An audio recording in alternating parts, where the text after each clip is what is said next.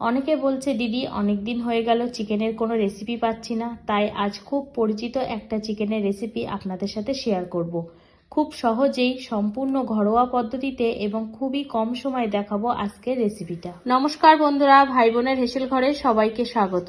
আজ আমি বানাবো চিকেন দো পেঁয়াজা। ভিডিওটি কেউ স্কিপ করবেন না, পুরো ভিডিওটি দেখার জন্য অনুরোধ রইল। আজকের রেসিপির জন্য আমি এখানে 500 গ্রাম নিয়েছি উইথ বোন চিকেন। চিকেনটা ভালো করে ধুয়ে পরিষ্কার করে নিয়েছি।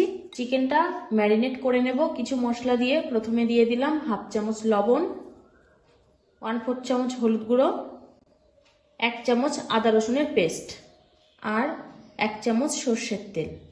সব কিছু চিকেনের সাথে ভালোভাবে মাখিয়ে নেব। চিকেনের সব উপকরণগুলো ভালোভাবে মাখানো হয়ে গেছে। এবার আমি এটা 8 ঘন্টা ঢেকে রেখে দিলাম। এবার এই রেসিপিটার জন্য আমি একটা মশলা বানিয়ে নেব। তার জন্য একটা ছোট সাইজের বোল নিয়ে নিলাম। এবার এর মধ্যে দিয়ে দিলাম 1.5 চামচ টক দই। এবার এর মধ্যে দিয়ে দিলাম হাফ চামচ কাশ্মীরি লঙ্কা গুঁড়ো, হাফ চামচ হলুদ গুঁড়ো, 1 চামচ জিরে গুঁড়ো, হাফ চামচ ধনে গুঁড়ো, হাফ চামচ গোলমরিচ গুঁড়ো, হাফ চামচ লবণ আর দিয়ে দেবো শুকনো লঙ্কা পেস্ট। এখানে আমি 6টা শুকনো লঙ্কা পেস্ট করে নিয়েছি। সবকিছু এবার ভালোভাবে মিশিয়ে নেব। সব মশলাকে ভালোভাবে মিশিয়ে নিয়েছি। এবার গ্যাসে কড়াই বসিয়ে দিয়েছি। কড়াইটা গরমও হয়ে গেছে। এখন আমি এর মধ্যে দিয়ে দেবো 4 চামচ মতো সর্ষের তেল। তেলটা গরম হয়ে গেছে। এখন আমি এর মধ্যে 2টো তেজপাতা, 1 চামচ গোটা জিরে, গোটা গরম মশলা, 2টো এলাচ, 2টো লবঙ্গ আর দারচিনি কয়েক টুকরো করে নিয়েছি। এগুলো সব ফোড়ন দিয়ে দিলাম। ফোড়নটা হালকা একটু নাড়াচাড়া করে নেব তেলের সাথে। ফোড়নটা তেলের সাথে ভালোভাবে নাড়াচাড়া করে নিয়েছি। সুন্দর একটা ফ্লেভার বেরিয়েছে। এবার আমি এর মধ্যে দিয়ে দেবো একটা বড় মাপের পেঁয়াজ কুচি। পেঁয়াজটা তেলের সাথে ভালোভাবে ভেজে নেব।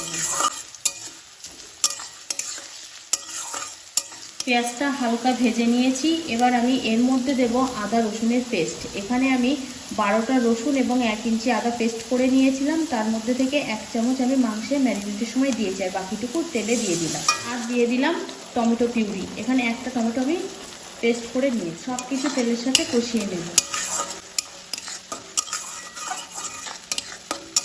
সব কাঁচা মশলাগুলো বেশ ভালোভাবে তেলের সাথে কষিয়ে নিয়েছি। দেখুন কাঁচা ভাবটা আর নেই, তেল সেপারেট হতে শুরু করেছে। এবার আমি যে মশলাটা বানিয়েছিলাম সেটা দিয়ে দেব।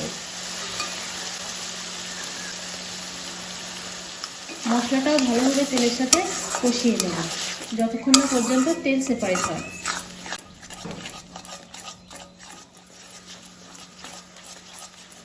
মশলাটা 1 মিনিট মতো তেলের সাথে কষিয়ে নিয়েছি। কাঁচা ভাবটা নেই, তেলও সেপারেট হতে শুরু করেছে। এবার আমি এর মধ্যে ম্যারিনেট করা চিকেনের টুকরোগুলো দিয়ে দেব।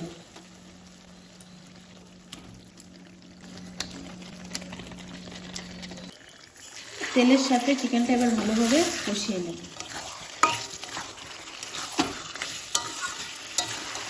গ্যাসটাকে মিডিয়াম টু লোতে রেখে ভালোভাবে চিকেনটা কষাতে হবে। কষাতে কষাতে চিকেনটার গা দিয়ে জল ছাড়তে শুরু করেছে। এবার আমি এটা 5 মিনিটের জন্য ঢাকা দিয়ে দিলাম চিকেনটা ভালোভাবে সিদ্ধ করার জন্য। 5 মিনিট পর আমি ঢাকাটা একবার খুলে নিলাম। চিকেনটা একটু নেড়ে চেড়ে দেবো। আবারও ঢাকা দিয়ে দিলাম। 3 মিনিট পর আমি ঢাকাটা খুলে নিলাম। আবার একটু নেড়ে দেব।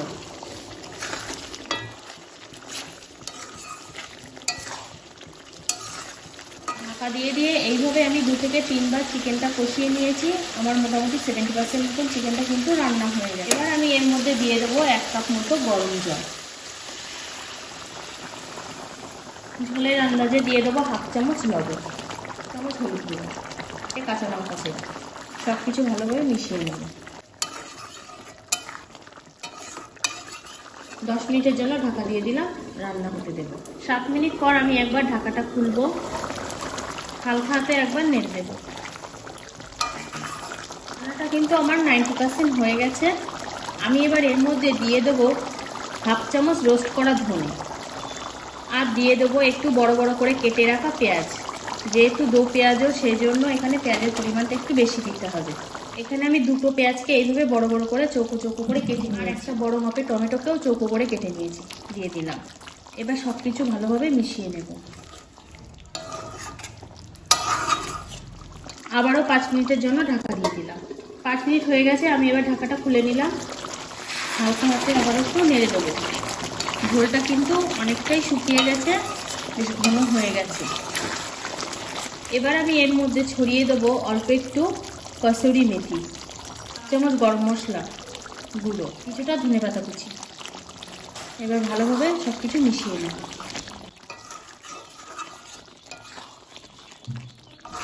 সব মশলার ফ্লেভার যাতে ভালোভাবে মেশে তার জন্য আমি আবারও 1 মিনিটের জন্য ঢাকা দিয়ে দিলাম।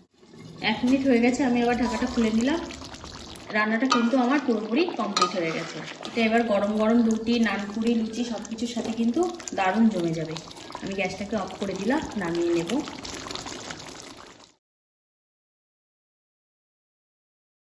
আজকের রেসিপিটা তাহলে এই পর্যন্ত। যে সকল নতুন বন্ধু আমার ইউটিউব চ্যানেল থেকে দেখছেন তারা অবশ্যই চ্যানেলটিকে সাবস্ক্রাইব করে দেবেন, আর যে সকল বন্ধুরা ফেসবুক থেকে দেখছেন তারা অবশ্যই ফেসবুক পেজটিকে ফলো করে দেবেন।